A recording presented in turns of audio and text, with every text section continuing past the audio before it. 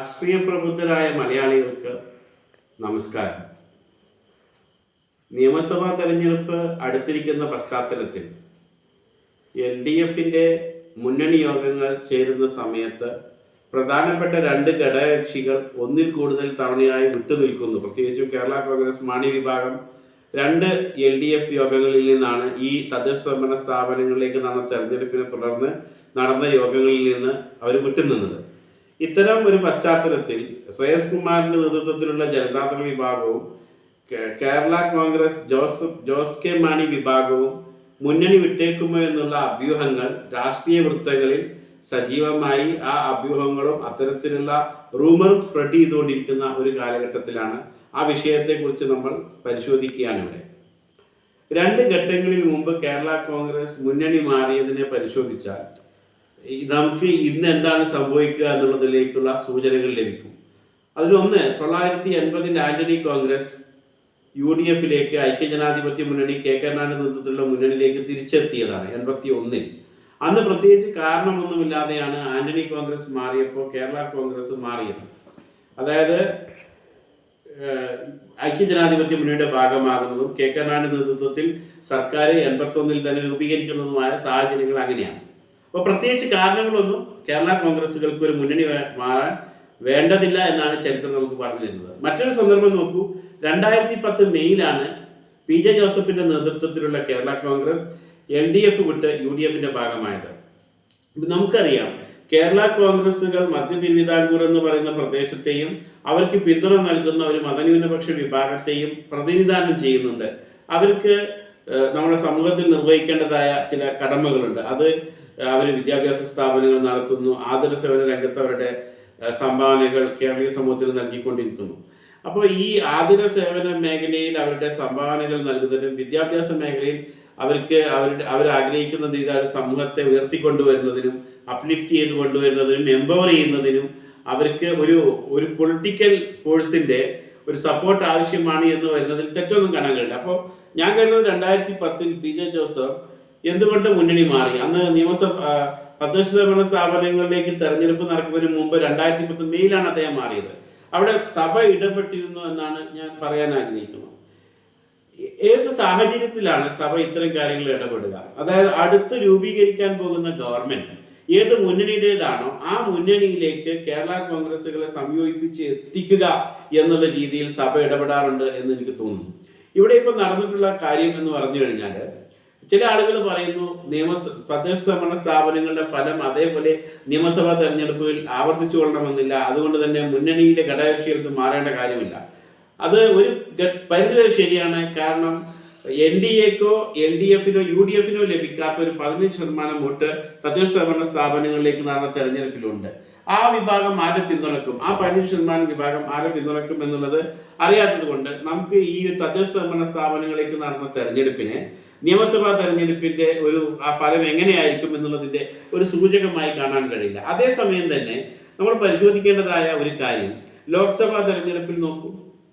ലോക്സഭാ തെരഞ്ഞെടുപ്പിന്റെ ഫലം, തദ്ദേശ സ്വയംഭരണ സ്ഥാപനങ്ങളിലേക്ക് നടന്ന തെരഞ്ഞെടുപ്പിന്റെ ഫലം, ഇതുപോലെ ഈ രണ്ട് തദ്ദേശ സ്വയംഭരണ സ്ഥാപനങ്ങളിലെ ഫലവും ലോക്സഭാ തെരഞ്ഞെടുപ്പിന്റെ ഫലവും എങ്ങനെയാണോ ഉണ്ടായത് അതിന്റെ ആവർത്തനമായ നിയമസഭാ തെരഞ്ഞെടുപ്പ് ഫലം ഉണ്ടായതല്ലാതെ മറ്റു രീതിയിൽ അങ്ങനെ ഒരു ഫലം ഉണ്ടായിട്ടില്ല. ഇപ്പോൾ ഒരു ഉദാഹരണത്തിന് നമ്മൾ പരിശോധിക്കുകയാണ് എങ്കിൽ 2004 ലോക്സഭാ തെരഞ്ഞെടുപ്പ് നോക്കൂ.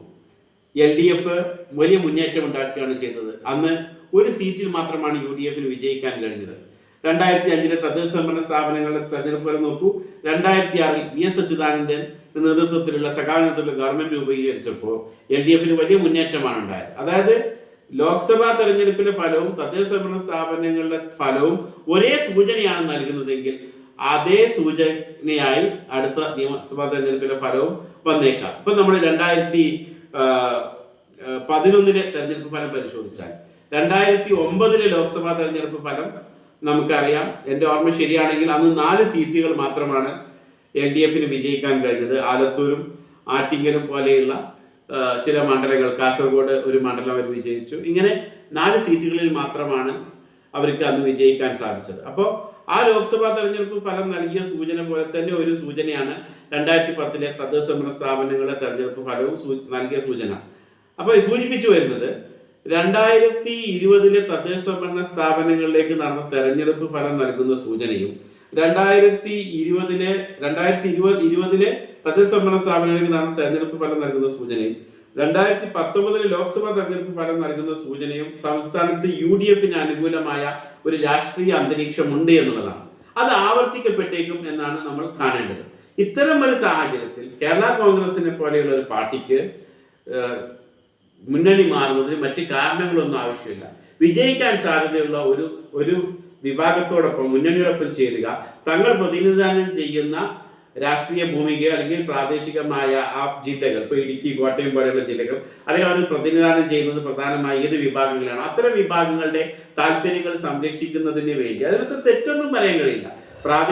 വികസനത്തിലൊരു പ്രാദേശികമായ സന്തുലിതത്വം ഉണ്ടാക്കേണ്ടതുണ്ട്. ആ പ്രാദേശികമായ സന്തുലിതത്വം ഉറപ്പുവരുത്തുന്നതിനും സമുദായങ്ങൾക്കിടയിലും ഈ ഗവൺമെന്റിന്റെ പ്രവർത്തനങ്ങൾ കൊണ്ട് ലഭ്യമാകേണ്ട കാര്യങ്ങൾ ഈ വിവിധ സമുദായങ്ങൾക്ക് ഒരുപാട് ലഭിക്കുന്നുണ്ട് എന്ന് ഉറപ്പുവരുത്തുന്നതിനും ഇത്തരം രാഷ്ട്രീയ പ്രസ്ഥാനങ്ങൾക്ക് സാധിക്കുമെന്നുള്ളത് കൊണ്ട് നമ്മൾ അതിന് ഒരു തെറ്റും കാണുന്നില്ല. ഇപ്പോൾ ഞാൻ സൂചിപ്പിച്ചു വരുന്നത് എന്താണെന്ന് പറഞ്ഞാൽ, സഭയുടെ ഇടപെടൽ ഈ കാര്യത്തിൽ UDFിലേക്ക് കേരള കോൺഗ്രസിനെ എത്തിക്കുന്നതിലുണ്ടെന്ന് വേണം കരുതാൻ. ശ്രേയസ് കുമാറിന്റെ നേതൃത്വത്തിലുള്ള ജനതാദൾ വിഭാഗവും UDFിൽ എത്തുമെന്ന് തന്നെയാണ് നമ്മൾ പ്രതീക്ഷിക്കുന്നത്. അതുപോലെ തന്നെ ഏത് രീതിയിലുള്ള വിട്ടുവീഴ്ച ചെയ്തുകൊണ്ടും UDFിൽ എത്താനാണ് കേരള കോൺഗ്രസ് ജോസ് കെ മാണി വിഭാഗം ശ്രമിക്കുന്നത്. ഒരു ഉദാഹരണത്തിന് കേൾക്കുന്ന വാർത്തകൾ ശരിയാണെങ്കിൽ പാലാ, കടുത്തുരുത്തി പോലെയുള്ള നിയമസഭാ മണ്ഡലങ്ങളിൽ UDFിൽ എത്തുകയാണെങ്കിൽ ആ മണ്ഡലങ്ങളിൽ തങ്ങൾക്ക് തന്നെ മത്സരിക്കാൻ സീറ്റുകൾ വിട്ടു നൽകണമെന്ന ആവശ്യം പോലും ജോസ് കെ മാണി വിഭാഗം ആവശ്യപ്പെടാനിടയില്ല എന്ന് കേൾക്കുന്നു. അതുപോലെ തന്നെ ഈ കേരള കോൺഗ്രസ് ജോസഫ് വിഭാഗവും കോൺഗ്രസും തമ്മിൽ ചങ്ങനാശ്ശേരി പോലെയുള്ള ചില സീറ്റുകളെ സംബന്ധിച്ച് ചില തീരുമാനങ്ങൾ ഉണ്ടാകാനും ഇടയുണ്ട്. അപ്പോൾ ഇതെല്ലാം കൂടി ചേർത്ത് വായിക്കുമ്പോൾ കേരള കോൺഗ്രസ് മാണി വിഭാഗവും ജോസ് കെ മാണി വിഭാഗവും ശ്രേയസ് കുമാറിന്റെ നേതൃത്വത്തിലുള്ള ജനതാദൾ വിഭാഗവും UDFിൽ എത്തിയേക്കും. അതിന് അനുകൂലമായ ഒരു രാഷ്ട്രീയ സാഹചര്യമാണ് ഇവിടെ ഉള്ളതെന്ന് അവരും കേരളീയ പൊതുസമൂഹം തിരിച്ചറിഞ്ഞിരിക്കുന്നു എന്ന് വേണം കരുതാൻ. കൂടുതൽ വാർത്തകളും വിശകലനങ്ങളുമായി നമുക്ക് വീണ്ടും കാണാം. നന്ദി, നമസ്കാരം.